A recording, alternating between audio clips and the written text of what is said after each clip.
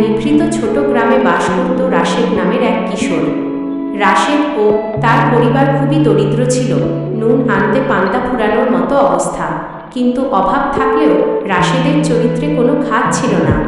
সে ছিল ভীষণ সৎ এবং আল্লাহ ভীরু। ছোটবেলা থেকেই সে জানত যে অন্যের জিনিসের প্রতি লোভ করা মস্ত বড় পাপ। একদিন বিকেলে রাশেদ যখন মেঠো পথ দিয়ে হেঁটে যাচ্ছিল, হঠাৎ তার নজর পড়ল রাস্তার পাশে পড়ে থাকা একটি কাপড়ের ব্যাগের দিকে। ব্যাগটি তুলে নিয়ে খুলতেই সে চমকে উঠল। ভেতরে অনেকগুলো টাকা। রাশেদের মতো অভাবী কোনো ছেলের জন্য এই টাকাগুলো হাতে পাওয়া ছিল আকাশের চাঁদ পাওয়ার মতো। কিন্তু রাশেদের মনে কোনো লোভ জন্মালো না। সে ভাবল, এই টাকাগুলো নিশ্চয়ই কারো অতি প্রয়োজনীয়, হয়তো কেউ বিপদে পড়ে হারিয়ে ফেলেছেন। আমাকে যেভাবেই হোক এর আসল মালিকের কাছে তা ফিরিয়ে দিতে হবে।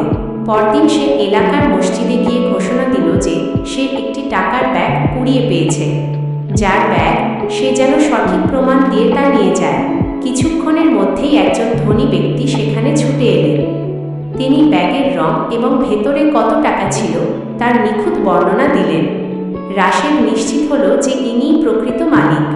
সে হাসি মুখে ব্যাগটি তার হাতে তুলে দিল।